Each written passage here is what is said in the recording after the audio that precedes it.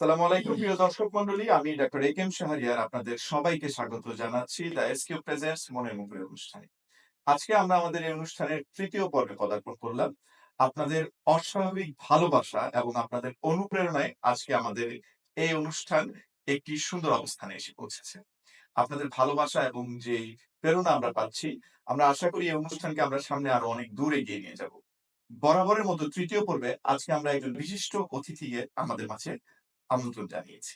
গত ২ পর্বে আমরা ২ জন বিভিন্ন সেক্টরের ভিন্ন ২ জন মানুষকে নিয়ে এসেছিলাম। আজকে আমরা এমন একজনকে নিয়ে এসেছি যিনি আত্মমানবতার সেবায় নিজেকে বিলিয়ে দিয়েছেন। অসহায় হতদরিদ্র মানুষের জন্য কাজ করে যাচ্ছেন অনেক আগে থেকেই। যার অনুপ্রেরণায়, যার ভালোবাসায় এবং যার সান্নিধ্যে ২০১৬ সালে প্রতিষ্ঠিত হয়েছিল পারি ফাউন্ডেশন। আমি স্বাগত জানাচ্ছি পারি ফাউন্ডেশনের প্রতিষ্ঠাতা সভাপতি আবু তালেব ভাইকে। আসসালামু আলাইকুম ভাইয়া, কেমন আছেন? ওয়ালাইকুম আসসালাম। আলহামদুলিল্লাহ অনেক ভালো আছি। ভাই আপনাকে অসংখ্য ধন্যবাদ। আপনার শত ব্যস্ততার মাঝে আমাদের অনুষ্ঠানে উপস্থিত হয়েছেন। মনের মুকুরে অনুষ্ঠানটা আ আমরা শুরু করেছি। আপনি নিশ্চয়ই আপনাদের ছোটবেলায় মনের মুকুরে নামটার সাথে পরিচিত। জি। আপনার মনের আয়নায় আজকে আমরা বিচরণ করব। তো আসতে কোনো কষ্ট হয়নি তো? না, যেহেতু কাছেই থাকি, খুব কাছাকাছি থাকা হয়, সেক্ষেত্রে খুব বেশি কষ্ট হয়নি। অফিস শেষ করে বাসায় ঢুকে একটু ফ্রেশ হয়ে চলে আসলাম। আচ্ছা, ঠিক আছে ভাইয়া। আমরা মূল আলোচনায় চলে যাচ্ছি যে আপনার ছোটবেলা বা শৈশব কোথায় কেটেছে? আমার জন্ম নোয়াখালীতে, নোয়াখালীর বেগমগঞ্জ উপজেলায়। শৈশব, কৈশোর ওখানেই বেড়ে ওঠা, পড়াশোনা কিছুটা ওখানে, কিছুটা শহরে। ওখান থেকে শহরে পড়াশোনা শেষ করার পর শহরে চাকরি। চাকরির সাথে সাথে এই আবার এই ভলান্টারি প্রতিষ্ঠান, স্বেচ্ছাসেবী প্রতিষ্ঠান পারি গড়ে ওঠা। আচ্ছা, স্কুল কলেজ কোথায় ছিল? আমার স্কুল ছিল হচ্ছে আমার স্কুলের নাম শামসুন্নাহার উচ্চ বিদ্যালয়। সেটা আমার গ্রামেই স্কুলটা। আর কলেজ ছিল সোমোয়ানী গভর্নমেন্ট এসএ কলেজ। আমি ওখান থেকে মানি ডিগ্রি কমপ্লিট করেছি। তারপরে ঢাকায় জগন্নাথ বিশ্ববিদ্যালয় থেকে মাস্টার্স কমপ্লিট করেছি ম্যানেজমেন্টে। তারপর আমার চাকরি জীবনে পদার্পণ। সাথে সাথে আমার এই স্বেচ্ছাসেবী প্রতিষ্ঠান সেটাও শুরু। শুরু। চাকরি জীবনে ১ম এ কোথায় জয়েন করেছিলেন এবং কিভাবে এই স্বেচ্ছাসেবী প্রতিষ্ঠানের সাথে সংযুক্তি হলো বা পারি ফাউন্ডেশন করার যে ইচ্ছা জাগ্রত হলো সেই গল্পটা যদি বলতেন।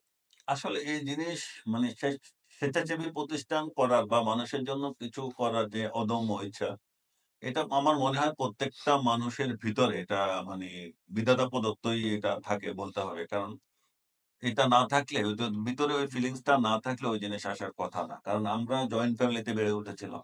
গ্রামে সেভাবে খুব মানি দরিদ্র ফ্যামিলিতে বেড়ে ওঠা। অভাব, অভিযোগ, কষ্ট কাকে বলে সেটা দেখেছি। খুব কাছ থেকে দেখেছি মানুষের অভাব অভিযোগ কিভাবে হয়। সেখান থেকে সেই জিনিসগুলা মাথার মধ্যে মানে গেঁথে ছিল যে যদি কখনো সুযোগ হয়, কখনো এভাবে সুযোগ পাই তাহলে মানুষের জন্য কিছু করা। সেটা থেকেই মূলত। তো যখনই সুযোগ পেলাম কিছুটা যে পড়াশোনা শেষ হলো, কিছুটা চাকরিতে ঢুকলাম। তারপর থেকে ছোট ছোট করে যখনই যেখানে সুযোগ ছিল করার চেষ্টা করে আসছিলাম ইন্ডিভিজুয়ালি ভাবে। এক পর্যায়ে মনে হলো ইন্ডিভিজুয়ালি খুব বহুদূর আগানো যাবে না। মানে বহু মানুষের জন্য কিছু করা যাবে না। তখনই পারি চিন্তাভাবনা মাথায় আসে আচ্ছা। এবং সেই হিসেবে আগানো। আমি তো যদি ভুল না হই আপনি আরেকটা স্বেচ্ছাসেবী প্রতিষ্ঠানের ডিরেক্টর হিসেবে কর্মরত আছেন এবং যেটা রিসার্চ নিয়ে কাজ করে ওইটা মানুষ। ঠিক স্বেচ্ছাসেবী প্রতিষ্ঠান না। ওইটা একটা কোম্পানি। আমরা যেটা আমার মানে জীবিকা যেখানে আমি আচ্ছা, চাকরি করি। আর এটা হচ্ছে আমার মানে স্বেচ্ছাসেবী যেখানে আমি শ্রম প্যাশন দেই। বা এটা শ্রম দেন। পেশা। বেশ। এটাকে যদি আমি বলি এটা আমার পেশা, ওটা আমার পেশা। তো আমি কাজ করি হিউম্যান ডেভেলপমেন্ট রিসার্চ সেন্টার নামে একটা মানে গবেষণা প্রতিষ্ঠানে। আমরা মূলত সোশ্যাল রিসার্চ করি। তো পারির সাথে ওটা কিন্তু খুব মানে কি বলবো? ২ টাই একই রকমের। কারণ ওরা গবেষণা করে ওইখান থেকে বহু জিনিস আমি জানতে পারি যে মানুষের আর্থসামাজিক অবস্থা এখন ওদের কি। মূল গবেষণার হ্যাঁ, বিষয়বস্তু বা প্রতিপাদ্যটা কি বা কিভাবে সেটা আপনাকে পারিতে হেল্প করছে? ওইখানে আসলে মাল্টি ডিসিপ্লিনারি গবেষণা হয়। তো আচ্ছা, যেহেতু এটা কনসাল্টিং ফার্ম, আচ্ছা। তো সেখানে বিবিধ গবেষণা হয় বহু রকমের। যেমন এখানে হেলথ এর গবেষণা আছে, সেখানে আপনার পপুলেশন এর আছে, সেখানে প্ল্যানিং আছে, সেখানে আপনার ল্যান্ড আছে, পাওয়ার আছে। বহু সেক্টরে কাজ করে আমাদের সেই মানে গবেষণা প্রতিষ্ঠান। তো সেখান থেকে বহু জিনিস তথ্য জানতে পারি যে মানুষের বর্তমান অবস্থা কি? বা কি অবস্থায় মানুষ আছে? একদম প্রান্তিক মানুষরা কেমন আছে? যেহেতু সারা দেশে আমাদের ওই প্রতিষ্ঠান সারা দেশেই সারা দেশ থেকে তথ্য সংগ্রহ করে, সেই তথ্য বিশ্লেষণ করে রিপোর্ট করে। তো সেই ক্ষেত্রে ওটা জানার সুযোগটা হয়। তো সেখান থেকে তথ্যটা পাওয়া যায় আসলে আমাদের মানুষজন কেমন আছেন, কিভাবে আছেন, কিভাবে তাদের দিন চলে। আর বাড়িতে এখানে আমাদের আসলে বেশ কিছু সমমনা লোকজন বলবো, যারা প্রত্যেকেই স্ব উদ্যোগে নিজ ভাবে মানে নিজ উদ্যোগে কিন্তু কিছু না কিছু করতেন। তো এই বাড়ির আগের গল্পটা বলি। বাড়ি মানে কিভাবে পারি কিভাবে আজকে কিভাবে কি পারি মানে ফাউন্ডেশন কিভাবে, হলো? কিভাবে গঠন হলো। পারি ফাউন্ডেশন নামটা কেন পারি ফাউন্ডেশন? ওকে। তো পাড়ির কথাটা বলি। পাড়ি যেমন যেভাবে গঠিত হলো আমরা প্রত্যেকেই যখন আমাদের মতো সমমনা কিছু লোকজন যাদেরকে কিন্তু আগে খুব বেশি চেনা হয়নি বা পরিচয়ও ছিল না। অনেকের সাথে পরিচিতিই ছিল না। পাড়িতে এক্সিকিউটিভ কমিটিতে যারা আছেন তারা কিন্তু কেউই আমার আত্মীয়স্বজন না বা পূর্ব পরিচিতও নন। এখানে কাজ করতে এসে ঢাকা শহরে যখন দেখলাম বিভিন্ন জন বিভিন্নভাবে কাজ করে, ব্যক্তিগতভাবে করে। তো মনে হলো ওইভাবে করতে একজন আরেকজনের সাথে পরিচয়।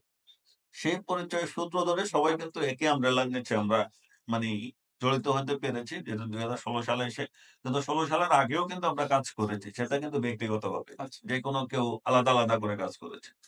তো সেখান থেকে আমরা একটা আমব্রেলার নিচে আসার সুযোগ হয়েছে আমাদের। সেই লোকজনগুলো যাতে এখানে প্রায় ১১ জন। আমরা ১১ জন। ওরা ১১ জনের ওরা আপনারা ১১ জন, আপনারা ১১ আমরা জন। ১১ জন। আচ্ছা। আমরা ১১ জন মিলেই এই পাড়ি শুরু করি। আলহামদুলিল্লাহ এখন পাড়ি বলব বেশ ভালো অবস্থানে মানুষের পাশে দাঁড়ানোর চেষ্টা করছে। কতটুকু পারছি জানি না। কিন্তু আমরা আমাদের সীমিত সামর্থ্য দিয়ে চেষ্টা করে যাচ্ছি মানুষের পাশে দাঁড়ানোর। আর পারি ফাউন্ডেশনের নামটা আসলে আমাদের কাছে মনে হয়েছে পারি হচ্ছে উইকেন্ড। মানে উইকেন্ড আমরা পারি। পাড়া থেকে পারি। বাংলা শব্দ। তো পারিটা হলো আমাদের কাছে মনে হয়েছে আমরা যদি কোন জিনিস আসলে মন থেকে চেষ্টা করি, যে করার চেষ্টা করলে কিন্তু এটা পারা সম্ভব। এটা করা যায়। এখানে কিন্তু চেষ্টাটাই আসল, উদ্যোগটাই আসল। যদি আমরা ঠিকঠাক মতো উদ্যোগটা নিতে পারি তাহলে সে কাজ সম্ভব। সে কাজের জন্য ফান্ড দরকার হয়। কিন্তু ফান্ডই একমাত্র আমাদের কাছে মনে হয়েছে ফান্ডই একমাত্র নিয়ামক না কোন একটা কাজ করার জন্য। কাজ করার জন্য ১ম নিয়ামক হচ্ছে উদ্যোগ। কিন্তু একটা সুষ্ঠু উদ্যোগ যদি নেয়া যায়, এটা এটাকে যদি ভালোভাবে কোন উদ্যোগ নেয়া যায়, সৎভাবে নেয়া যায়, সদিচ্ছা যদি সদ থাকে। ইচ্ছা যদি থাকে তাহলে কিন্তু সেই কাজ কিন্তু সম্ভব। সেখানে কিন্তু ফান্ড আটকে থাকে না। ফান্ড কোন না কোন জায়গা থেকে কিন্তু জোগাড় হয়েই তখন যায়। সেই কাজটা আসলে করতে পারা যায়। করতে পারা যায়, ওইটাই পারি। এই চিন্তা থেকেই হ্যাঁ, পারি ফাউন্ডেশন। ওটাই পারি। আপনারা যে বললেন আমরা ১১ জন। এই ১১ জন আসলে সবাই কি একই ব্যাকগ্রাউন্ড এর না? কে কোন না, ব্যাকগ্রাউন্ড এর? আমাদের এখানে বিভিন্ন ব্যাকগ্রাউন্ড এর লোকজন যেমন আছেন। বিভিন্ন আমাদের এখানে ডাক্তার আছেন, আচ্ছা। আমাদের এখানে ইঞ্জিনিয়ার আছেন, আমাদের এখানে যেমন ফ্যাশন ডিজাইনার আছেন। মানে ডিফারেন্ট ব্যবসায়ী আছেন, গার্মেন্টস ব্যবসায়ী আছেন। ডিফারেন্ট ডিসিপ্লিনের লোকজন কিন্তু আচ্ছা। আমাদের এখানে এই ১১ জনের মধ্যে আছে। তো তার মধ্যে আমাদের ডাক্তারই আছেন কিন্তু ২ জন, ৩ জন। ৩ আমাদের মূল টিমের মধ্যে যেহেতু আমরা একটা চিকিৎসা সেবাও দেই, একদম প্রান্তিক মানুষ যারা তাদেরকে আমাদের মূল কাজের মধ্যে একটা কিন্তু চিকিৎসা দিচ্ছেন। চিকিৎসা সেবা আছে। তো সেক্ষেত্রে আমাদের মূল টিমের মধ্যেই ৩ জন ডাক্তার আছেন। তো এটা আমাদেরকে অনেক বেশি হেল্প করে যে মানুষের সেবা দেওয়ার জন্যে আরকি, যে চিকিৎসা সেবা দেওয়ার জন্য। আচ্ছা। পারি ফাউন্ডেশন আপনার মূলত কি ধরনের কাজগুলো করে থাকে? পানি ফাউন্ডেশন অনেকগুলি কাজ করে। সব কাজগুলোই কিন্তু একেবারে প্রান্তিক সুবিধাবঞ্চিত মানুষদের জন্যই করা। আমি যদি আপনাকে বলি, জাস্ট সামটা বলি, সেটা হচ্ছে আমরা প্রথমত আমরা খাবার বিতরণ করি। যারা রাস্তাঘাটে থাকে, ভাসমান মানুষ। অনেক মানুষ আছেন যাদের খাবারের কোনো ব্যবস্থা নাই। তার ঘরবাড়ি নেই, চাল-চুলা নেই, কিছুই নেই। তার খাবার সে কোত্থেকে পায়? আমরা আমাদের সাধ্যমত চেষ্টা করি রান্না করা খাবার বিতরণ করতে। সেটা দিনে হোক, রাতে হোক, সে জিনিস আমরা কিন্তু করতে থাকি। প্রত্যেক শুক্রবার আমরা এটা কম্পালসরি করি এবং শুক্রবারের পাশাপাশি অন্যান্য দিন আমাদের যদি পার ডে কুলায় তখন আমরা করি। অথবা যদি কোন স্পন্সর থাকে তখন আমরা করি।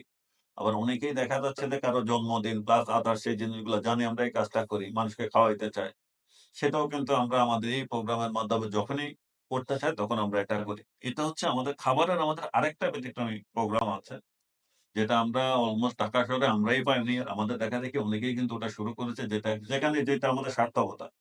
সেটা হচ্ছে ঢাকা শহরে যেসব প্রোগ্রাম হয়, ধরেন বিয়ে হয়, শাদী হয়, জন্য অনেক বড় প্রোগ্রাম হয়। সেসব প্রোগ্রামে যেসব খাবার উদ্বৃত্ত থাকে, সেটা কিন্তু উদ্বৃত্ত, নট উচ্ছিষ্ট। উদ্বৃত্ত উদ্বৃত্ত। উদ্বৃত্ত খাবার। বেঁচে যাওয়া। বেঁচে যাওয়া খাওয়া। সেই খাবারগুলা কিন্তু আমরা কালেক্ট করি। সেটা দিনে হোক, রাতে হোক, যখনই হোক। সেটা কালেক্ট করে যেই মানুষদের আমরা খাওয়াই, মানে বাসমান মানুষ মূলত যারা কাদেরকে রাস্তাঘাটে খাওয়াচ্ছেন? বাস টার্গেট কাস্টমার বা টার্গেট ক্লায়েন্ট বা আমি যদি বলি কারা? টার্গেট ক্লায়েন্ট হচ্ছে বাসমান মানুষ। যারা বিভিন্ন স্টেশনে থাকে।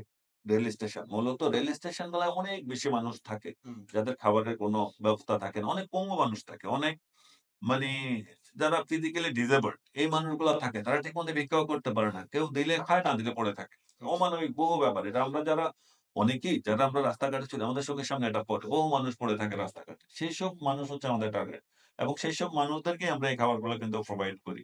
তো আজকে যেহেতু এই প্রোগ্রামের মাধ্যমে যারা এই অনুষ্ঠান দেখবেন বা দেখছেন, সবাইকে আমরা জানাতে চাই পারি ফাউন্ডেশন সম্পূর্ণ স্বেচ্ছায় নিজ উদ্যোগে যেকোনো প্রোগ্রামের খাবার পারি ফাউন্ডেশন এটা কালেক্ট করে নিজের উদ্যোগে প্যাকেট করে সুবিধাবঞ্চিত মানুষ যারা আছেন, যারা না খেয়ে থাকেন, বহু মানুষ না খেয়ে দিন কাটায়, না খেয়ে রাত কাটায়, সেসব মানুষদের কাছে পানি ফাউন্ডেশন পৌঁছে দেয়।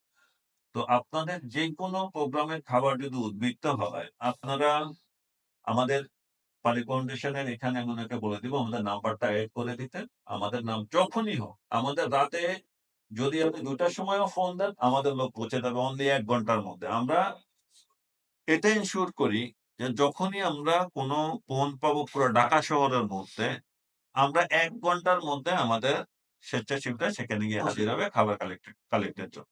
কোথাও মেক্সিমাম ১ ঘন্টা। কারণ পুরো শহরে আমাদের বেশ কিছু ভলান্টিয়ার্স আছে। আমাদের বিভিন্ন প্রান্তে ছড়ানো ছিল। বিভিন্ন প্রান্তে ছড়ানো। যদি ভাগ করেন পূর্ব, পশ্চিম, আমাদের উত্তর, দক্ষিণ। প্রায় 500 স্বেচ্ছাসেবী শহরে আমাদের রেজিস্টার্ড আছেন। যারা এই কাজটা করেন যে এলাকায় আছেন সেই এলাকায় গেলে তখন তাকে আমরা সে দায়িত্ব দেই এবং তারা ওই জিনিসগুলা কালেক্ট করে।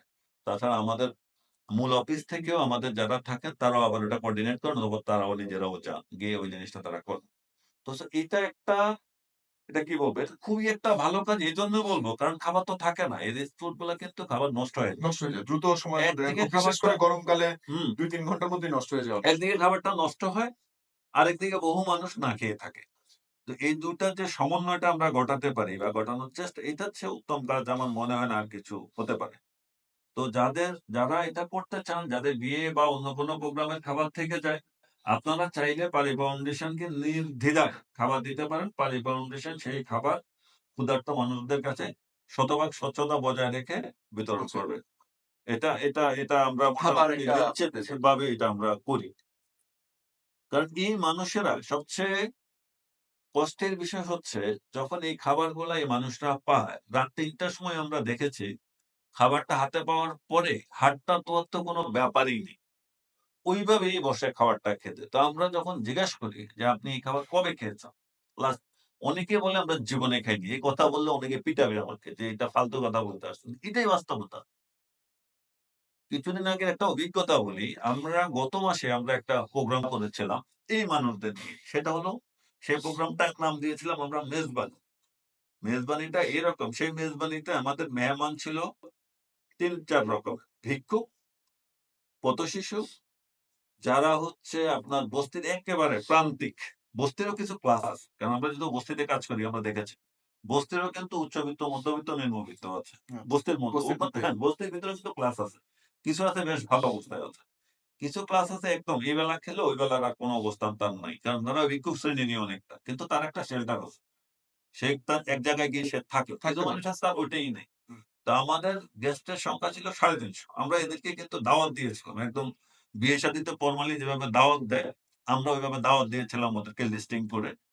সে দাওয়াতপত্র নিয়ে তারা খেতে আসছিলেন। আমরা তাদেরকে ফুল দিয়ে বরণ করছিলাম। তাদের জন্য আয়োজন ছিল হচ্ছে বিয়েবাড়িতে আমাদের উদ্দেশ্যটা ছিল এই মানুষদের কেউ দাওয়াত করে খাওয়ায় না। মানে যেহেতু কারণ এরা পায় উচ্ছিষ্ট পায় বা উদ্বৃত্ত খুব একটা পায় না, উচ্ছিষ্টটা পায়।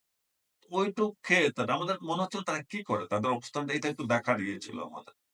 তো আমরা তাদের জন্য সেরকম একটা বিয়ের আয়োজন বিয়ে ঠিক না, বিয়ের বিয়ের খাবার বাড়িতে ওই যে খাবার, ফিলটা ছিল বিয়ের, বিয়ে বাড়ির খাবারের বিয়ের বাটির খাবার। আমরা ওখানে আমরা উত্তরাতে ১২ নম্বর সেক্টরে একটা ইয়েতে একদম বিয়ের মতো প্যান্ডেল করেছিলাম।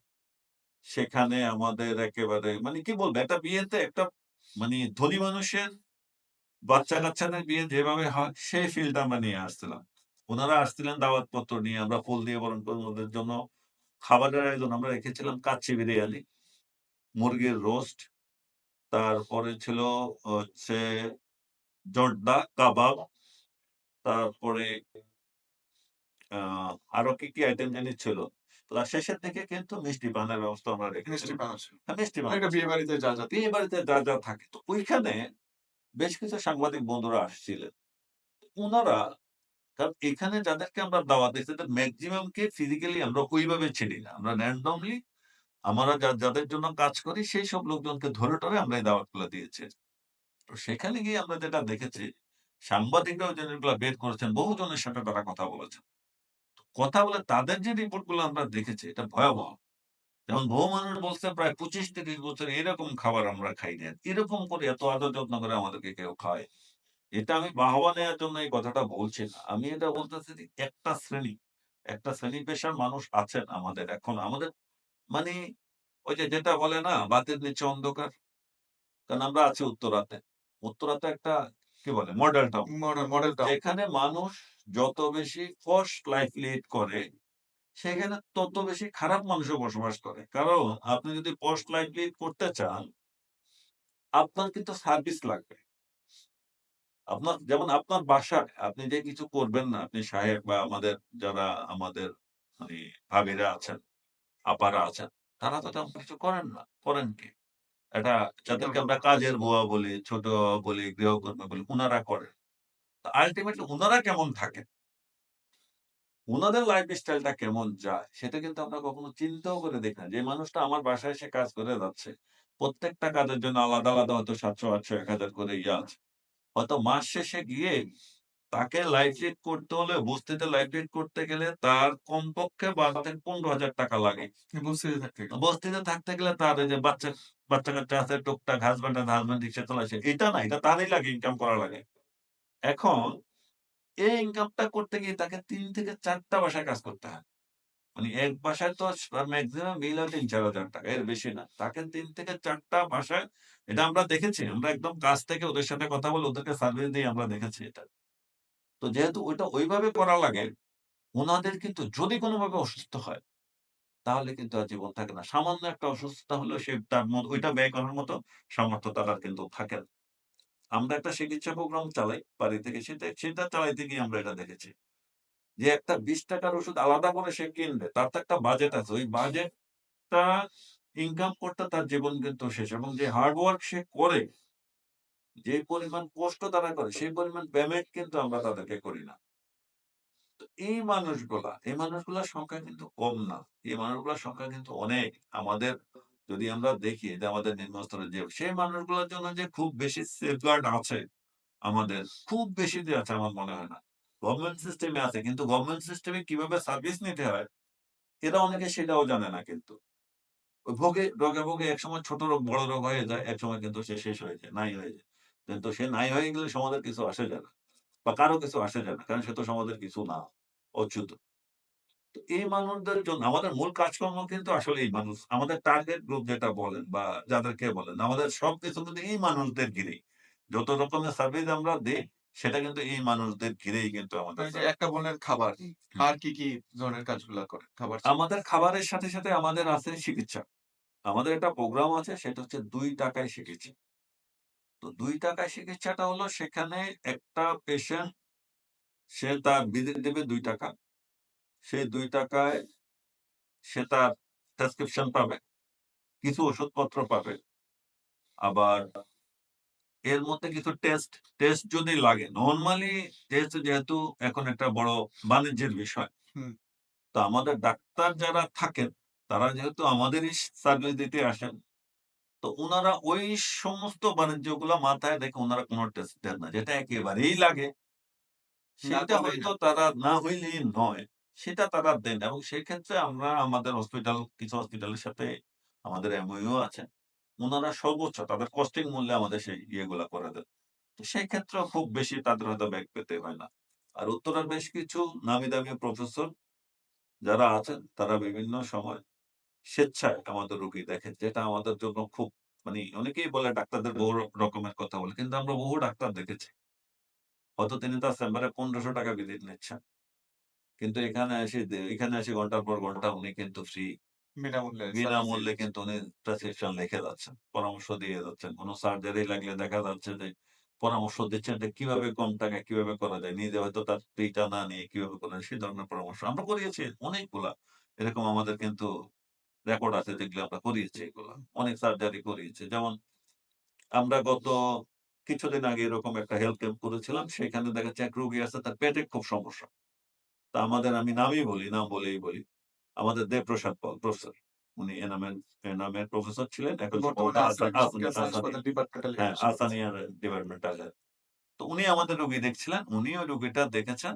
দেখে এখন একটা অপারেশন উনার করা লাগবে। উনার এখানে কি জানি একটা প্রবলেম আছে। এই অপারেশনটা করানো লাগবে। এখন উনি বাসাবাড়িতে কাজ করেন। এখন উনি বলল যে, "এটা তো অনেক খরচের ব্যাপার। কমপক্ষে ৳15,000-20,000 লাগবে আমি টাকা না নিলেও।" হুম, তো আমি উনাকে বললাম, "এখন এই রোগী আসছে বহু ইয়ে করে। এখন এই রোগীটা অপারেশন করাইতে হবে। কিভাবে করাবে সেটা আপনি।" উনি আমাকে বললেন, ৳৫,০০০ দিতে পারবে কিনা রোগী। আমি রোগীকে বললাম, রোগী বলল, "না। আমার কাছে আমি সব মিলিয়ে ৳২,০০০ দিতে পারব।" তো আমি ডক্টরকে বললাম, "এটা ডান। ৫,০০০ এই ডান, বাকি টাকা আমি দিয়ে দেব।"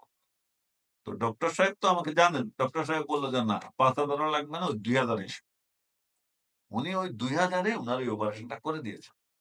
এরকম ডক্টর তো বহু আছেন। এরকম উনার মতো কিন্তু অনেকেই কিন্তু আমাদেরকে সার্ভিস দেন। আমাদের এই চিকিৎসা প্রোগ্রামের ইতিহাসটা কিন্তু এই কারণে যে আমরা এই সুবিধাবঞ্চিত মানুষ যারা আছেন, যারা বাসাবাড়িতে কাজ করেন, যারা দারোয়ান, যারা বাসাবাড়ির দারোয়ান বা রিক্সা ভ্যান চালান বাসমান মানুষ, ওদের জন্য মাথায় রেখে কিন্তু আমরা এই ৳২ চিকিৎসাটা নিয়ে এসেছি এবং মাঝে মধ্যে আমরা বড় হেলথ ক্যাম্প করি। যেমন আমরা আগামী মাসেও মাঝামাঝিতে বা তার আগে আমাদের একটা হেলথ ক্যাম্প করার চিন্তাভাবনা আছে যেটা নিয়ার অ্যাবাউট ১,০০০ রোগীকে হয়তো আমরা সার্ভিস ১,০০০ করে। হ্যাঁ, এট লিস্ট এরকম একটা চিন্তাভাবনা আমাদের আছে ইনশাআল্লাহ। এটা হয়তো আগামী মাসে আমরা এটা জুলাইতে আমাদের এটা হওয়ার কথা, সম্ভাবনা আছে। সম্ভাবনা। আচ্ছা, আচ্ছা। তো আমি এটা এজন্য বলতে চাচ্ছি যে মানুষটা এই এতগুলা কাজ করার পরে তার আর কোনো অবশিষ্ট থাকে না। তো তার বড় অসুস্থতা হলে সে কোথায় যাবে? অনেক মানুষ আছে অ্যাওয়ারনেস এর অভাবে গভর্নমেন্ট সিস্টেমে যেতে পারে না। আর এখানে যারা বাসা-বাড়িতে কাজ করেন এদের অনেক মানুষকে আমরা দেখেছি তারা প্রেগন্যান্ট মহিলা। হুম। তো প্রেগন্যান্ট মহিলাদের জন্য তো বেশ কিছু মানে রুটিন টেস্ট অথবা কিছু অ্যান্টিনেটাল চেকআপ আছে, চেকআপ আছে, তারপরে কিছু খাবার-দাবারের বিষয় খাবার-দাবার আছে, আছে, কিছু সাপ্লিমেন্ট আছে, এগুলা সাপ্লিমেন্ট এগুলা লাগে। বিষয় আছে। তো দেখা যাচ্ছে যারা আসছে আমাদের কাছে চিকিৎসা নিতে, তারা আগে কখনোই ওইভাবে তাদের ইয়ে হয়নি। মানে উনাদের সৌভাগ্য হুম, হয়নি। তো আমরা দেখা যাচ্ছে যে তাদেরকে বহু রোগীকে আমরা ওই সাপ্লিমেন্ট দিতে পেরেছি। মানে যে চেকআপ সেটা আমরা করতে পেরেছি। সবচেয়ে ভালো লাগার বিষয় হচ্ছে একটা পেশেন্টের একটা বাচ্চা ডেলিভারি হয়েছে। সে আমাদের এখান থেকে সার্ভিস নিয়েছিল ফুল টাইম। হুম। তো সে দেখেন মুসলিম মানুষের মানে আত্মসমর্পণ অনেক বেশি। আমাদেরকে দাওয়াত করে খাইয়েছে। খাইয়ে ওর বলছে বাচ্চার নাম রাখেছে সে পারি। সেটা টেকপাড়া বস্তিতে উনার বাসা। তো বাচ্চার নাম উনি আমার সংগঠনের নামে আমাদের সংগঠনের নামে উনার বাচ্চার নাম রেখেছেন। তো এটা একটা পাওয়া, বড় পাওয়া। আপনারা তো বললেন যেটা আ খাদ্য, খাবার নিয়ে কাজ করছেন। যারা পথ-শিশু কিংবা অসহায় মানুষ, স্বাস্থ্যহারা তাদেরকে নিয়ে। তারপর বললেন চিকিৎসা নিয়ে কাজ। আর কি ধরনের কাজ পারি ফাউন্ডেশন করে? আমরা আরো অনেকগুলা কাজ করি। যেমন এখানে বেশ কিছু প্রতিবন্ধী মানুষ আছেন, বিশেষ গ্রামে-গঞ্জে থাকেন। যেটা আমরা গ্রামে এই কাজটা বেশি করি। তো অনেক মানুষ আছেন যে তার শুধুমাত্র একটা হুইল চেয়ারের কারণে সে তাকে গৃহবন্দী করে ফেলেন। কারণ এইটুক সামর্থ্য অনেকের থাকে না একটা হুইল চেয়ার কেনার। একটা হুইল চেয়ারের দাম ৳৮,০০০-১০,০০০ কিন্তু দেখা যাচ্ছে যে আমরা এ পর্যন্ত বেশ কিছু হুইল চেয়ার বিতরণ করেছি। আচ্ছা, একটা হুইল চেয়ার অন্তত একটা মানুষকে তার বন্দি দশা থেকে কিন্তু অনেকটাই মুক্তি মুক্তি দিয়েছে। দেয়। যেটা আমাদের খুব ভালো লাগার একটা কাজ। আমাদের আরেকটা কাজ যেটা হচ্ছে স্বেচ্ছায় রক্তদান। আমাদের একটা রক্তদান পোর্টাল আছে। আসলে প্রয়োজনের সময় রক্ত পাওয়া আসলে বেশ এমনি মনে কঠিন। অনেকই পাওয়া যায়। কিন্তু যখন দরকার হয় তখন বুঝা যায় আসলে রক্ত পাওয়া কত কঠিন। আসলেই কঠিন। যেগুলি নেগেটিভ গ্রুপের রক্ত সেগুলো কিন্তু বেশ কঠিনই হয়। তো আমরা চেষ্টা করি পারি ফাউন্ডেশনের মাধ্যমে যারা রক্ত কখনো দিয়েছেন, তাদের যদি কখনো রক্ত লাগে আমাদের একটা পোর্টাল আছে রেজিস্টার্ড পোর্টাল যারা অনেকেই ওইটা রেজিস্টার্ড হয়েছেন। তো পারি ফাউন্ডেশনের মাধ্যমে যারা রক্ত দিয়েছেন কখনো, যদি কখনো তার রক্ত মানে নিজের জন্য বা নিজের ফ্যামিলির জন্য আত্মীয়স্বজনের রক্ত মানে লেগেছে, প্রয়োজন হয়। তখনই কিন্তু আমরা একদম খুব সহজভাবে তারা রক্তটা ম্যানেজ করে দিই। ওকে। এবং তাছাড়াও বাড়ির যারা শুভাকাঙ্ক্ষী আছেন তাদেরও যখনই যার রক্ত লাগে আমরা কিন্তু আমাদের ডেডিকেটেড কিছু লোকজন আছেন। আমাদের তো একটা ডাটাবেজ আছে। তারা ওই কাজটা খুব ভালোভাবে করে দেয়। যেটা অনেকেরই জীবন হয়তো সেভ করতে সহায়তা করে। কিছু মানসিক পুনর্বাসন, অসহায় মানুষজনের পুনর্বাসন আমরা করার চেষ্টা করেছি, এখনো করি।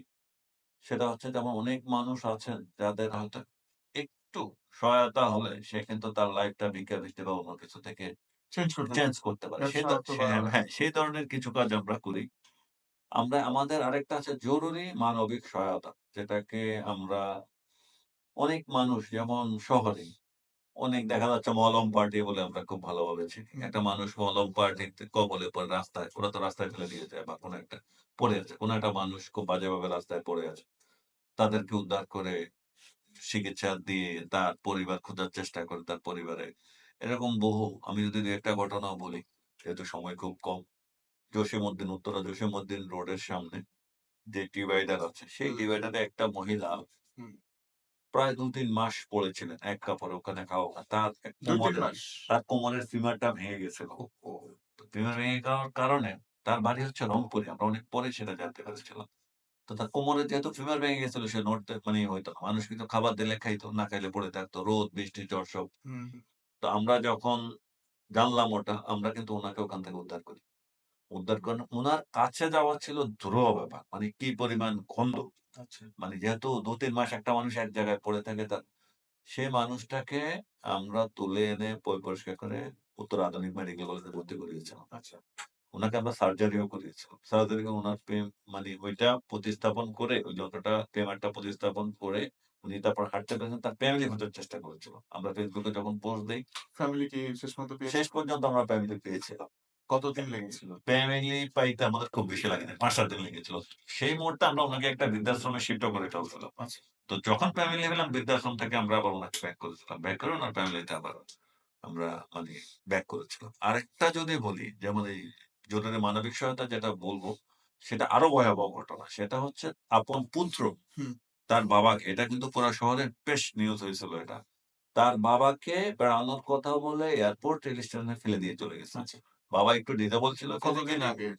এটা ২-৩ বছর, ওকে। ২ বছর আগে। সেই বাবাকে ফেলে দিয়ে চলে গেছিল। বাবার পুরান ঢাকায় বাড়ি ছিল। তার নিজের রেস্টুরেন্ট ছিল। সেগুলা বিক্রি করে বাবার ২ সন্তান ছিল, ছেলে এবং মেয়ে। তারা ওটা ভাগাভাগি করে টাকা নিয়ে বাবাকে এভাবে ফেলে দিয়ে চলে গেছে বাবা। হুম, তারপর উনাকে আমরা উদ্ধার করে ভর্তি করেছিলাম হসপিটালে। কুর্মিটোলা জেনারেল হসপিটালে ভর্তি করার পর উনার মোটামুটি সুস্থ হইতে কিছুদিন লেগেছিল। বেশ খরচ উনার পেছনে হয়েছে। তারপর উনার ওটা খুঁজে আমরা বের করেছিলাম। তারপর উনাকে একটা বৃদ্ধাশ্রমে আমরা শিফট করেছিলাম। তো বাড়ি ফাউন্ডেশন এই মানবিক সহায়তাগুলাও কিন্তু মানুষকে দেওয়ার চেষ্টা করে। শীতকাল যেমন আমরা কিছু কাজ করি সিজনাল যেমন শীতকাল। শীতকালে শীত বস্ত্র বিতরণ। হুম, পুরো শীতকাল জুড়েই কিন্তু আমরা ঢাকা শহরে যারা বাসমান মানুষ তাদেরকে শীতবস্ত্র দেই এবং মানে বিভিন্ন অঞ্চলের প্রান্তিক যে জায়গাগুলা যেমন গত কয়েক বছর আমরা গিয়েছি হচ্ছে কুড়িগ্রামে। কুড়িগ্রাম। কুড়ি কুড়িগ্রাম তো একদম কুড়িগ্রামের বেশ প্রত্যন্ত কিছু অঞ্চল। দরিদ্র শীতটা অঞ্চল, অনেক বেশি প্রত্যন্ত পড়ে। অঞ্চল যেমন নাগেশ্বরী। আমরা কখনো নাগেশ্বরীতে গিয়েছি, কখনো অন্য এলাকায়। মূলত কুড়িগ্রামের বিভিন্ন অঞ্চলে আমরা কিন্তু শীতবস্ত্র বিতরণ করেছি। যেমন যমুনার চর। যমুনার চর অঞ্চলে যে ইয়েগুলো খুব দরিদ্র মানুষ। সেখানে আমরা কিন্তু এই শীতবস্ত্র তো শীত মৌসুমে আমরা কিন্তু শীতবস্ত্র পুরো মৌসুমেই কিন্তু আমরা শীতবস্ত্র বিতরণ করি। জাতীয় দিবসসমূহ আমাদের যে বাংলাদেশের যে জাতীয় দিবসসমূহ ন্যাশনাল যে আছে, ডে গুলো আছে। ন্যাশনাল যে ডে গুলো আমাদের আছে যেমন জাতীয় দিবস, ২১ ফেব্রুয়ারি, পয়লা বৈশাখ, স্বাধীনতা দিবস, স্বাধীনতা। বিজয় দিবস।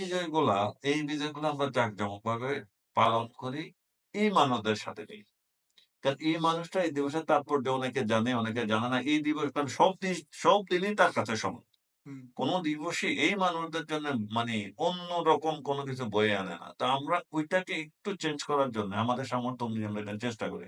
জাতীয় দিবসগুলো এই মানুষদের সাথে নিয়ে পালন করা। যেমন বৈশাখ। বৈশাখে আমরা খুব চেষ্টা করি আমাদের মানে বনেদি ফ্যামিলিরা যারা খায় পান্তা ইলিশ এই সেই সবকিছু মিলে। আমরাও ওই ফিলটা আনার চেষ্টা করি। আমরাও ওইভাবে কিন্তু ব্যবস্থা করি। যেমন পথ-শিশু বাসমান মানুষদের জন্য আমরা এই কাজটা কিন্তু করি।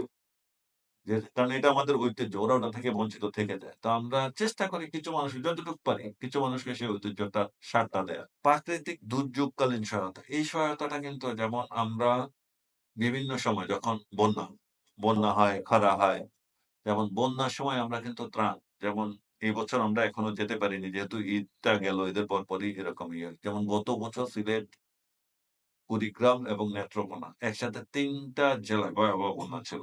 তো আমরা মানি ১ মাসেরও বেশি সময় ধরে কন্টিনিউয়াসলি আমরা কিন্তু এই ৩ টা জেলায় কিন্তু কাজ করেছি ত্রাণ নিয়ে। এটা রান্না করা খাবার, চাল-ডাল থেকে শুরু করে অন্যান্য মানে বিভিন্ন ফর্মে আমরা কিন্তু পুরাটা টাইম এদের পাশে থাকার চেষ্টা করেছিলাম। তো বাকি যেখানে আবার খরা যেমন এইবার অনেক বেশি গরম গিয়েছে। তো এই গরমেও আমরা দেখা যাচ্ছে যে যারা রিক্সা ভ্যান চালায় বা আদার যারা আছেন রাস্তায় তাদেরকে আমরা ছাতা দেয়া সেই ছাতা হচ্ছে যেটা মাথার সাথে বাঁধা যায় ব্যান্ড দিয়ে। কিছুটা আপনার না হলে তো সে কিছুটা রিক্সা চালাইতে থেকে সে সে দেখা যায়। চালাইতে পারবে না। সে ছাতা দিয়েছে, পানি দিয়েছে, স্যালাইন দিয়েছে। আমরা কিন্তু ওভার দ্যা টাইম এটা কিন্তু এই গরমের সময় পুরাটা টাইম আমরা এটা করে যাওয়ার চেষ্টা করেছি। যেমন রমজান মাস। পুরো রমজান মাস যখন আসে, পুরো রমজানের ১ম থেকে শেষ পর্যন্ত আমরা চেষ্টা করি যারা ভাসমান মানুষ, যারা বস্তির একদম প্রান্তিক মানুষ, বহু মানুষ রোজা করে। কিন্তু এই মানুষগুলার ভালো কোনো ইফতারের ব্যবস্থা থাকে না। সেহরির ব্যবস্থা থাকে না। পুরো রমজান মাস আমরা চেষ্টা করি এই মানুষদের ইফতার এবং সেহরির সেহরির ব্যবস্থা ব্যবস্থা করতে। এটা করেন। আমরা করি। এবং একদম মানে প্রতিষ্ঠা লগ্ন থেকে এই কাজটা আমরা কিন্তু করে আসি।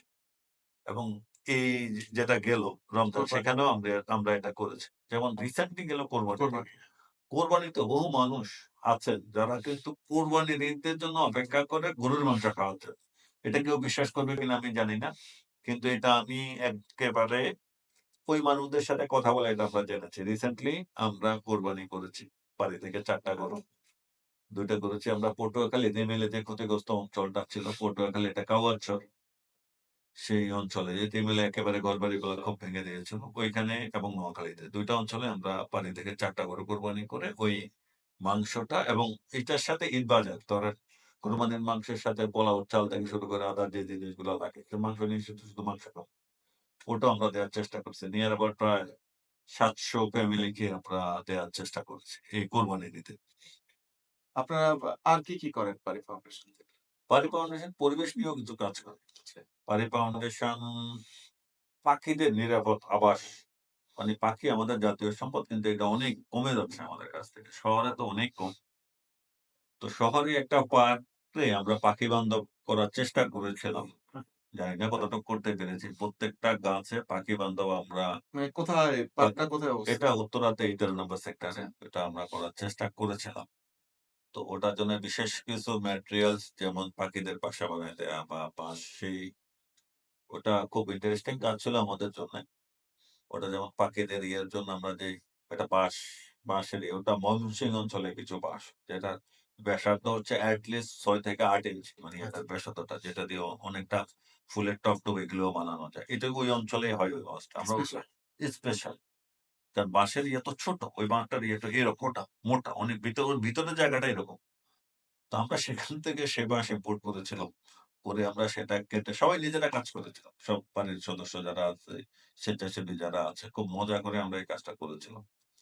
তো ওখানে আমরা জানি না কতটুকু কি হলো। কিন্তু কাজটা খুব পাখি আছে, যথেষ্ট পাখি আমরা এখন দেখতে পাই ওখানে। তার নাম্বার। হ্যাঁ, আমরা যথেষ্ট আচ্ছা। পাখি এটা আমাদের সফলতা। আপনারা তো পারি ফাউন্ডেশন থেকে বিভিন্ন ধরনের কাজের কথা বললেন এবং যত ধরনের কাজের কথাই বলেছেন, প্রত্যেকটা কাজেরই আসলে ফান্ডিং খুব একটা ইম্পোর্টেন্ট জিনিস। টাকা ছাড়া এই কাজগুলো কোনটাই আসলে করা সম্ভব না। তো সেই ক্ষেত্রে আপনাদের যে ফান্ডিং এর যে বিষয়টা বা টাকা জোগাড় করার যে বিষয়টা, এই ফান্ডিংটা আপনারা কিভাবে করেন? কারণ ব্যক্তিগত টাকা দিয়ে তো বেশিক্ষণ আসলে এই হুম। ধরনের কাজগুলো করা যায় না। তো আল্টিমেটলি এইসব কাজ করার জন্য ব্যক্তিগত তো অবশ্যই কিছু তো খরচ চাই। কিন্তু যেই পরিধিতে বা যেই পরিসরে আপনি বললেন যে আপনারা কাজ করছেন, তো সেই ক্ষেত্রে পানি ফাউন্ডেশনের ফান্ডিং এর বিষয়টা কিভাবে ম্যানেজ করছেন আপনারা? পারি ফাউন্ডেশন এখনো সরকারি বা বেসরকারি ওইভাবে কোনো মানে প্রাতিষ্ঠানিক অনুদান পারি ফাউন্ডেশনের এখনো নাই। তো পারি ফাউন্ডেশনের মানে ফান্ডিং এর মূল সোর্স হচ্ছে ফ্রেন্ডস, ফ্যামিলি এবং মানে বন্ধুদের বলতে মানে আমাদের কাজ দেখে অনেকেই সেটা আমাদেরকে ছোট আমাদের ফান্ডিং খুব বড়ও না কিন্তু ছোট। আমরা প্রত্যেকটা প্রোগ্রাম যখন হাতে নিই তখন আমাদের কিছু সদস্য আছেন, আমরা আছি সব মিলিয়ে। কারণ আমি আগেই বলে রাখি, পারি ফাউন্ডেশন কিন্তু আমাদের জীবিকা। আমরা ওখানে কেউ চাকরি করি না। ওটা আমাদের পেশানের জায়গা। ওখানে আমাদের খরচ করার জায়গা। প্যাশনের জায়গা। আমাদের এখানে যারা আছেন, পারিতে যারা মূলত কমিটিতে আছেন, তারা প্রত্যেকের নিজের জায়গায় কিন্তু প্রতিষ্ঠিত। প্রতিষ্ঠা।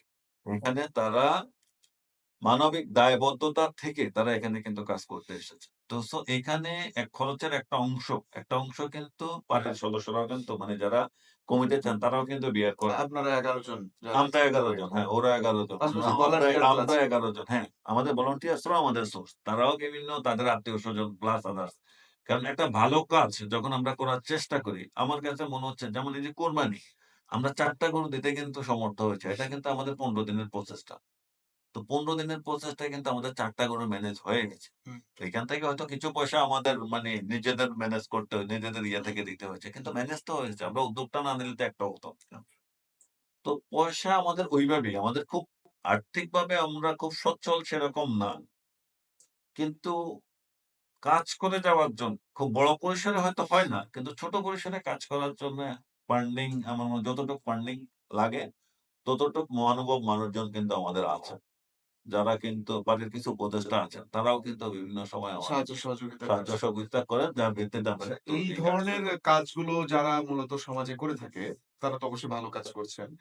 আমরা ধরে রাখি যে ৯০% ভালো কাজ করছেন। কিন্তু কিছু ক্ষেত্রে আমরা সোশ্যাল মিডিয়াতে বা বাস্তব জীবনে আমরা দেখতে পাই যে এই ধরনের বিভিন্ন ফাউন্ডেশন মানুষকে খাওয়ানোর কথা বলে বিভিন্ন জায়গা থেকে আসলে ফান্ড কালেক্ট করা হয়। রাস্তাঘাটে ঘুরে ইয়ে করা হয়। তো আসলে এই বিষয়গুলো অনেক সময় দেখা যায় যে প্রতারণারও শিকার হচ্ছে মানুষজন। হচ্ছে এই বিষয়টাকে আসলে আপনি কিভাবে দেখছেন? বা এটা আসলে কতটুকু জাস্টিফাইড বা বাড়ি ফাউন্ডেশন কি এই ধরনের কাজগুলো কে কিভাবে দেখে? সেই জিনিসটা আসলে আসলে এইটা যেহেতু আমাদের অভিজ্ঞতা নাই, আমরা কখনোই এই কাজটা করি নাই। মানে রাস্তাঘাটে বা আমিও দেখি এটা দেখি। কিন্তু এটা য যতদূর মনে হয় এমন ২-৪ জন যারা টাকা তোলে তাদের ২-৪ জনের সাথে কথা হয়েছে ব্যক্তিগতভাবে। কিন্তু যারা এভাবে টাকা তোলে তারা কিন্তু মানুষের জন্য খুব যে কাজ করে এটা আমার মনে হয়নি। আপনার চোখে পড়েনি? আমার চোখে পড়েনি। কিন্তু উনারা ওইভাবে কেউ মাইক নেই। যেমন আমার অফিসের নিচে আমি যে অফিসে কাজ করি যেটা আমার জীবিকা, সেখানে আমি প্রায়ই দেখি যে মাইক নিয়ে এই একই গল্প বলে টাকা তুলছে। কিন্তু আদৌ ওরা ওই জিনিস করে কিনা যথেষ্ট পরিমাণ সন্দেহ আছে। কারণ বেশ কিছুদিন আগে কিন্তু ওই বেশ কিছু যারা এই টাকা তোলে তাদের কিন্তু ধরা হয়েছিল। এবং ধরা হয়ে মানে তাদের বিরুদ্ধে কিন্তু অ্যাকশনও নেয়া হয়েছিল। ওই বেশ কিছু টিভি তাদের বিরুদ্ধে রিপোর্ট হুম, করেছিল। দেখা যাচ্ছে যে তারা পেইড। হুম। মানে চাকরি করে। পেট উঠাইলে তারা একটা অংশ পায়, ওরা একটা অংশ টাকা পায়। তোলে। আচ্ছা, আচ্ছা। টাকা যারা টাকা এটা তো তোলে। ভয়ানক একটা তো, বিষয়। তো ওইটা একটা ভয়াবহ বিষয়। তবে এটা যে মানে সবকিছুতে ভালো এবং খারাপ আছে। এখন যারা স্বেচ্ছাসেবী কাজ করেন, তারা ভালো কাজ করেন। এইসব কাজের কারণে তাদের কাজে হয়তো কিছুটা ব্যাঘাত ঘটে। কিন্তু তারা তো দমে যাবে না। ভালোই। যে করবে সে ভালোই করবে। যে ওইভাবে করবে তার সত্যের জয় শেষ পর্যন্ত হয়ে সত্যটা শেষ পর্যন্ত হবে। ওটা হবে। ওইটা হইলো জিনিস। তো আমরা আমাদের প্রশান্তি এইটুক খুব বড় পরিসরে না হোক, আমরা যতটুক করতে পারছি বা করতে পারি, সেটা আমরা মানসিক প্রশান্তি নিয়েই করি। এই মানসিক প্রশান্তির জন্যই কিন্তু এই কাজটা করি। তো ওইখানে আমাদের ওই হতাশাটা নাই যে এই কাজটা হয়তো যদি ৫,০০০ মানুষের জন্য করতে পারতাম, তাহলে হ্যাঁ, আশাটা আছে কিন্তু হতাশা নেই। যে ৫,০০০ মানুষ বা ২০,০০০ মানুষকে যদি দিতে পারতাম ভালো লাগতো। কিন্তু আমার সামর্থ্য আছে ৫০০ মানুষের। ওই ৫,০০০ মানুষের হতাশাটা আমার মধ্যে কাজ করে না। চেষ্টাটা চালিয়ে যান। চেষ্টাটা চালিয়ে যাচ্ছি, যতটুকু হয়। চেষ্টাটা চালিয়ে যাচ্ছি যতটুকু বাড়াইতে পারি। অল্প পরিসরে হুম। ৫০০ থেকে ১০০ হ্যাঁ, বাড়ায় ৬০০ আস্তে, ওইভাবে আস্তে হচ্ছে। এভাবেই আস্তে, ওইভাবে আস্তে শুরুর পর থেকে তো আলহামদুলিল্লাহ বেশ এখনো ভালোভাবেই বেশ আগাচ্ছে। এখনো ভালোভাবে পর্যন্ত এগিয়ে ভালোভাবে যাচ্ছি। এগিয়ে যাচ্ছি। আমরা একদম অনুষ্ঠানের শেষ দিকে এসে পড়েছি। প্রিয় দর্শক আপনারা দেখছেন মনের মুকুরের ৩য় পর্ব। আজকে আমরা পারি ফাউন্ডেশনের যে প্রতিষ্ঠাতা সভাপতিকে আমরা আমাদের মাঝে পেয়েছি এবং আমরা আসলেই লাকি আপনাকে পেয়ে। তো পারি ফাউন্ডেশন যে কাজগুলো শুনলাম আসলেই সত্যি অনেক ভালো কাজ করছে সমাজের সুবিধাবঞ্চিত মানুষদের জন্য এবং অবহেলিত মানুষদের জন্য। আপনার যদি পারি ফাউন্ডেশনের পক্ষ থেকে দর্শকদের উদ্দেশ্যে কিছু বলার থাকে আপনি বলতে পারেন। তারপর আমরা অনুষ্ঠান শেষ করে দেব। পারি ফাউন্ডেশন শতভাগ স্বচ্ছতা বজায় রেখেই সুবিধাবঞ্চিত মানুষদের জন্য কাজ করে যাচ্ছে। আপনারা যারা পারিকে চেনেন বা পারির কাজকে জানেন, পারির একটা পেজ আছে, পারির একটা ওয়েবসাইট আছে, আপনারা সেটা দেখতে পারেন। আর পারির সাথে থাকতে পারেন। পারিতে অনুদান দিলে আপনার অনুদানের সিংহভাগ, আমি সিংহভাগ বলব, আমাদের ওভারহেড কস্টিং খুবই কম। কারণ আমাদের পেইড স্টাফ খুবই কম। ১-২ জন পেইড স্টাফ আছে আর বাকি যারা আছে সবই কিন্তু স্বেচ্ছাসেবী। আপনি যদি ৳১ দেন আমাদেরকে অনুদান, সেই ৳১ এট লিস্ট ৯০ পয়সা একদম বেনিফিশিয়ারি লেভেলে পৌঁছাবে ইনশাআল্লাহ। সেই ক্ষেত্রে সেটা আমরা একদম নিশ্চিত করে বলতে পারি আর পারি ফাউন্ডেশন এই যে প্রোগ্রামটা করে ঢাকা শহরে বিয়ে-শাদীর যেই খাবারের কালেকশন যে প্রোগ্রামটা করে, আপনারা চাইলেই আপনার যদি ১০০ মানুষের খাবার বেঁচে যায়, খাবারটা নষ্ট না করে আমাদেরকে জানান। আমরা আপনার খাবারটা পৌঁছে দেব। সেই যারা নিরন্ন মানুষ আছেন তাদেরকে, ক্ষুধার্ত মানুষদের কাছে। এর চেয়ে ভালো কাজ আপনার এবং আমার জন্য দুজনেরই, এটা আমি দুজনেরই বলব। আপনার খাবারটাও নষ্ট হবে। আর আমাদের এদিক থেকে বহু মানুষ না খেয়ে থাকবে। এই সমন্বয়টা করা সবার কাছে আমি সহযোগিতা চাইবো এই সমন্বয়টা করার জন্য। যেমন এই সমন্বয়টা করলে বহু মানুষ মানে না খাওয়ার হাত থেকে একবেলা না যার নাই, একবেলা ৮ ঘন্টা যে স্বস্তিতে থাকবে, সেটা যে বিশাল, বিশাল মানে আমি সওয়াব বলব যেহেতু আমরা মুসলিম, সেটা অন্য কোন দিয়ে মাপা যাবে না। কারণ একজন ক্ষুধার্তকে যদি জিজ্ঞেস করা হয় যে, যে ক্ষুধার্ত যে তার কাছে একবেলা খাবারের চেয়ে দামি অন্য কোন জিনিস হতে পারে না। তো খাবার নষ্ট না করে যদি আপনারা নিজেরাই ডিস্ট্রিবিউট করেন খুবই ভালো। যদি না করতে পারেন আমাদেরকে বললে আমরা আপনাদের খাবারটা এনে ডিস্ট্রিবিউট করে দেব। আর আশা করি সবাই পারির সাথে থাকবেন। পারি ফাউন্ডেশন আপনাদেরই সংগঠন। পারি ফাউন্ডেশন একদম গণমানুষের সংগঠন, প্রান্তিক মানুষের সংগঠন। পারির জন্য আমাদের জন্য দোয়া করবেন। পারিতে যারা কাজ করে তাদের জন্য দোয়া করবেন। সবাইকে ধন্যবাদ। ধন্যবাদ আবু তালেব ভাই আমাদের অনুষ্ঠানে আসার জন্য। মনের মুকুরের পক্ষ থেকে এবং এসকিউ এর পক্ষ থেকে আপনাকে সাধুবাদ জানাই এবং আমরা আশা করি আপনাদের পাশে থাকবো। ইনশাআল্লাহ, ভবিষ্যতে আপনাদের যে ভালো কাজগুলো আপনারা করছেন মানুষের জন্য, সমাজের জন্য, দেশের জন্য, দশের জন্য আমাদেরকে ইনশাআল্লাহ আপনাদের পাশে পাবেন। ইনশাআল্লাহ। অনেক ধন্যবাদ। Thank you. সুধী দর্শক মন্ডলী আমরা আজকে খুব সুন্দর আলোচনা করলাম। পারি ফাউন্ডেশনের প্রতিষ্ঠাতা সভাপতি আমাদের সাথে ছিলেন। আপনারা শুনলেন তার কাছ থেকে পারি ফাউন্ডেশনের গল্পগুলো। কিভাবে পারি ফাউন্ডেশন গঠিত হলো এবং পারি ফাউন্ডেশন কিভাবে সমাজের আর্তমানবতার সেবায় সমাজের যে দুস্থ মানুষগুলো আছে, নিরন্ন মানুষগুলোর মুখে অন্ন তুলে দিচ্ছে। যারা চিকিৎসা সেবা থেকে বঞ্চিত তাদের চিকিৎসা সেবা নিশ্চিত করছে এবং অসহায় মানুষগুলোর পাশে দাঁড়াচ্ছে। তো আমরা চাই পারি ফাউন্ডেশনের মতো আ যারা কাজ করছেন, যারা ১১ জন, উনার ভাইরা যেমন আমরা ১১ জন এবং পরবর্তীতে আরো ৫০০ প্লাস ভলান্টিয়ার তাদের সাথে যুক্ত হয়েছে। তাদের সাথে আরো শত, শত, হাজার, হাজার, লক্ষ, লক্ষ মানুষ যোগ হয়ে এই বাংলাদেশের যারা অসহায় মানুষ আছে তাদের সবার পাশে দাঁড়াবেন। সেই কামনাই করছি।